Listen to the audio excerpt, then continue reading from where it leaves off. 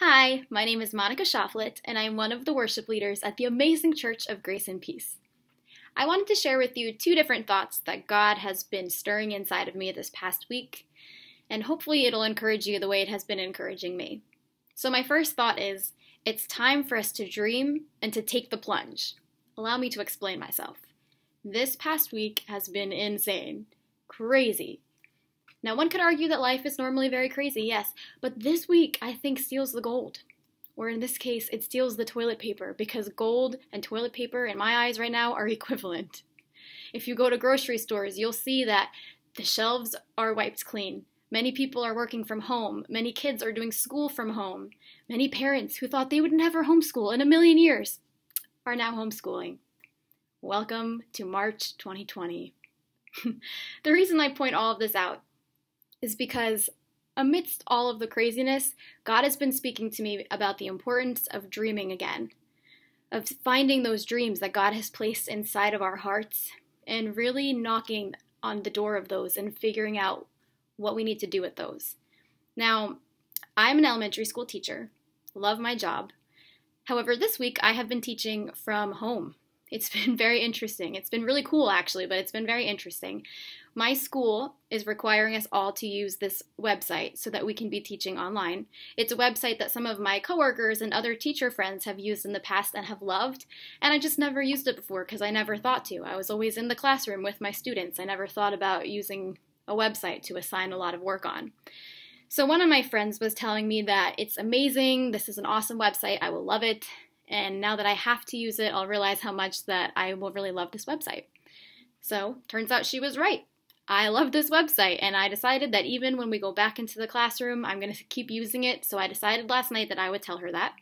And she responded by telling me, "Sorry it took a pandemic for you to take the plunge." Now, at first I thought that was funny, but then I started thinking about it more.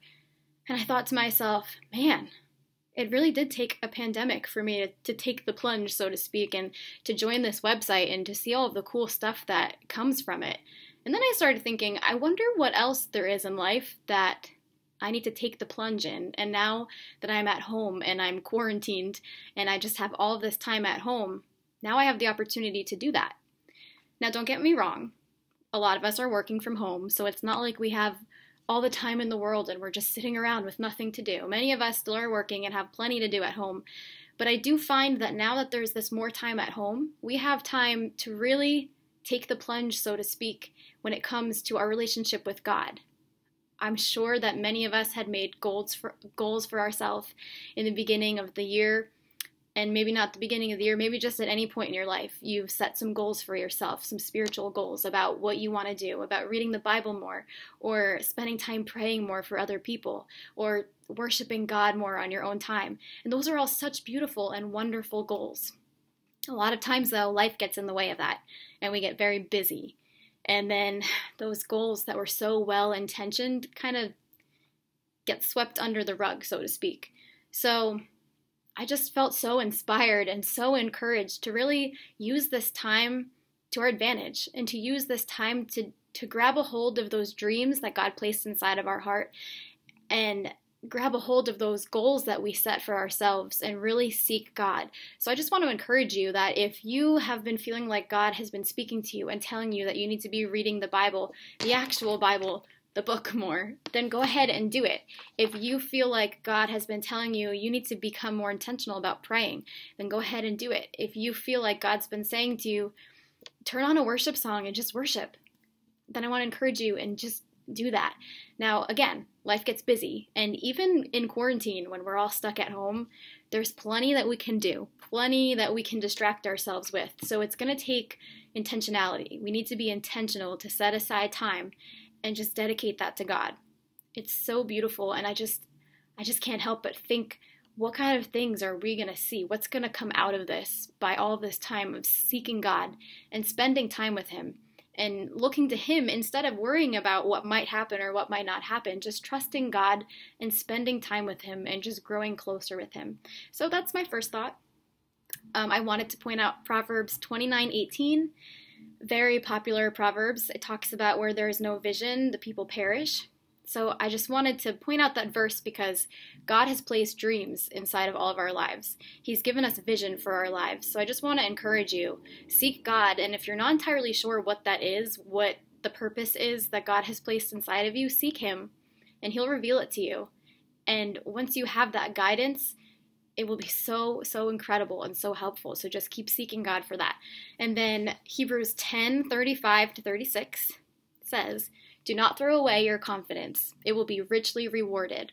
You need to persevere so that when you have done the will of God, you will receive what He has promised."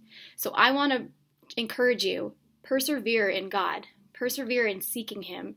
Persevere in finding out what His will is for your life, and do that. And my second thought has to do with encouraging people and being grateful. Speaking of God's will, it does say in the Bible that God wills for us to be grateful and to be thankful. So that's a great place to start, just letting your thoughts be full of thanks instead of worry. And when it comes to encouraging people, it's really easy to be an encouraging person the more thankful and grateful that you are.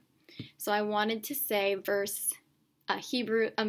Ephesians 4:29 says, "Do not let any unwholesome talk come out of your mouths, but only what is helpful for building others up according to their needs, that it may benefit those who listen." So during this time, life might not be scary for you. You might not be feeling fearful of the coronavirus or anything else that's happening right now in your life. But there could be other people out there that are nervous or fearful of it. And of course, we don't want to be living in fear. But as Christians, it's our job to be uplifting, to encourage people. And what really stands out to me in Ephesians 4:29 is it says, "Do not let any unwholesome talk come out of your mouths, but only what is helpful for building others up according to their needs." That's a really hard verse for us to fully follow and live by all the time. But now is a good time for us to be practicing it. Now, when we're quarantined with just a couple people in our houses, is a good time for us to practice speaking only what's going to encourage them, only what's going to uplift them, not saying anything that's going to tear them down, but just being helpful and encouraging to them. So those are two thoughts that I have. One, dream again and take the plunge. And two, encourage people. Be that person that helps build other people up with your words and your actions. And I would just like to end with Romans 12:12, which says, "Rejoice in hope, be patient in tribulation, be constant in prayer." We need to keep praying to God and rejoicing in the fact that we have hope because of God, because of His amazing faithfulness. And we need to be patient in tribulation. You might feel like right now we're going through some tribulation. We need to be patient and just trust God that He's going to take care of us and that He is going to provide us with the peace and the joy that we need to get through this. Thank you, everyone. I hope that you all feel encouraged and that you are going to go set some goals for yourself. If you don't already have some nice spiritual goals for yourself, that you'll take this time to seek God and just get to know Him better. It's the best thing you can do. Bye, guys.